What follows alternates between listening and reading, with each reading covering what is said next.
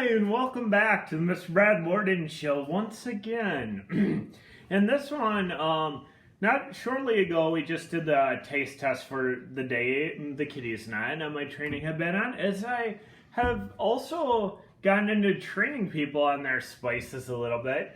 So yesterday I didn't get to do a video because I was in another state, technically. I was doing a table of spice. So anyway, a table of spice is a good training thing.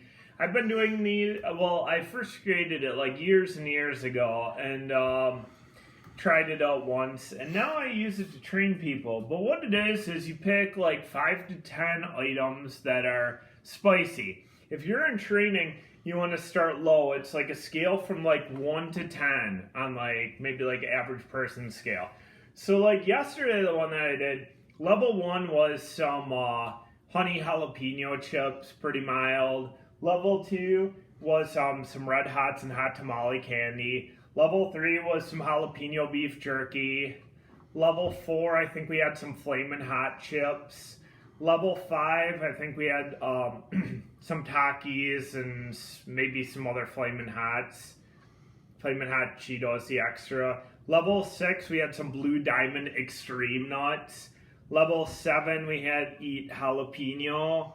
Level 8 was One Chip Challenge, but now with the actual One Chip Challenge, it was the Haunted Ghost Pepper Chips, which is like the hottest bag chip from Pocky. Level 9 was a Carolina Reaper pork rind. And level 10 was the Sonoran Spice Gumball, which hits up to about 1.5 million Scoville. That's for training. So what you do is you go through, you can either play one player with a whole group. Yesterday we did a whole group. And if you have to go out on a level, you can tap out. And that's how you know kind of where your tolerance is at.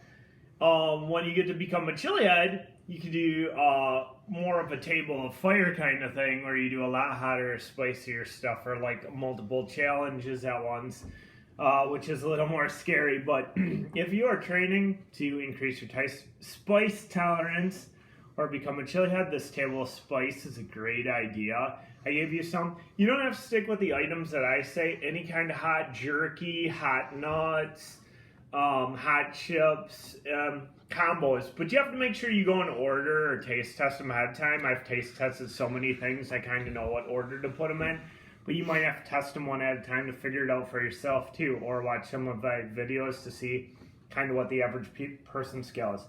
The second thing I'm going to do tonight is one of my fan requests was tips before challenges, and I did that one a few days ago. Tips after you do a challenge. Whether you're a chili head or not, here's some things that you can expect. A lot of people want to chug down some water. Water doesn't really help. It just kind of spreads the heat around. So drinking water doesn't help you all that much if your mouth's really on fire.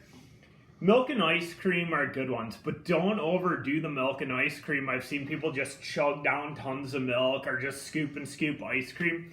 That actually upsets your stomach. It brings the heat down fast, but upsets your stomach. So the people that I help train, I recommend them get a glass of milk if they need it and sip the milk slowly so you don't like consume too much. And then keeping it in your mouth or sipping it helps bring the heat down pretty quickly. If you get something pretty hot, expect to have heat in your mouth for like 10 to 50, or probably like 10, 15, 20 minutes afterward before the heat level starts coming down. Obviously, if you're a chili head like me, it maybe come down a little bit quicker, like within 5 minutes now or 10. So the more tolerance you get, the quicker it'll come down. But if you eat something shockingly hot, expect to be in the 10 to 20 minute ballpark. And also, don't panic.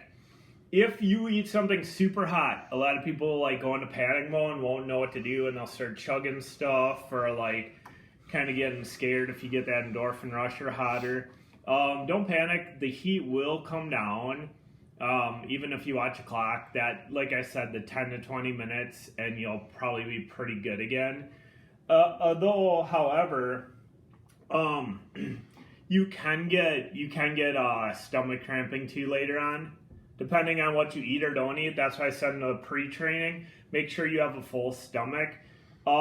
Stomach cramps can go along with extremely hot challenges. You might get stomach cramping and kind of burning in your system. The good thing is you won't die. I've seen people in videos where they get so panic mode because of the after effect or the heat effect that they'll actually, go in the hospital or like get really scared. That's kind of irrelevant. It won't actually kill you. I haven't heard of anybody die from eating spices like this. So, although the stomach cramping can be bad, the heat cramps, they can go on. If you get a really bad one, you can almost expect it to last sometimes 12 to 24 hours after the fact, unless you get rid of it. You may get sick. I've seen and heard people throw up afterwards. If it gets too bad of stomach cramps, that's happened to me before. Sometimes you can get sick to your stomach, get diarrhea too. If you eat something super hot or a challenge you're not used to, that's something you may be expecting. The only way you probably shouldn't do this, if you have stomach issues or stomach ulcers or really bad acid reflux, it could affect that. Could make that worse potentially. So if you have those issues going on ahead, you probably want to tread lightly on your spicy eating a little bit. And then the other thing I want to say is after the fact too, sip the milk or slowly. After the fact too, if you get the pain in your stomach, get the pain in your throat, Mylanta, Tums, Rolaids, Pepto-Bismol, that can maybe help you out a little bit. And then for some of the cramping and pain, if you take some Tylenol or ibuprofen after the fact too, that could help decrease your pain too. So those are just things after you eat a challenge or you feel the burn. If it's not something extreme, you probably won't feel those things. You probably just feel a little bit of heat for a while and then it'll go away and you'll be fine. But I'm talking like bigger challenges or something you overly eat, like you're not accustomed to or your tolerance isn't up to.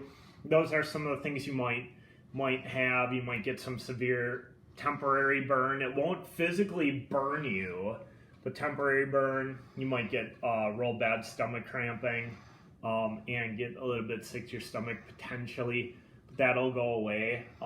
Sometimes if you relieve yourself either way, sometimes it'll go away quicker. If it sits in your stomach a while to digest and get through it. Like I said, usually most people are completely good by at least 12 to 24 hours afterward. The other suggestion I would say is don't plan any events after a major challenge. Like, don't plan to go do any sporting activities. Probably plan to go to work. Plan traveling a distance, because if it catches up to you, you don't want to be in a situation. You want to have some time where you can relax and figure out what your body's kind of going to do with it. So those are tips for after you do an extreme challenge. Camera person, am I missing something? No soda. Oh yeah, and I found out too, another one is afterward you might want to get a little bit extra in your belly, but you don't want to overeat and you don't want to drink soda or carbonated things. Like I said back before, after one of my, I think the first time I ever did the tube tear, I downed a bunch of Coke right after it, and it just did not agree with me. It was not a good choice. So any of the carbonated stuff right after is going to make it worse. And then overeating, one of the Death Nut 3.0s I did, I had too full of a stomach and just kind of didn't make me feel real good. I mean, I didn't get really sick, but just felt really bloated and not real good. So those are some things. If I missed something, you can comment below.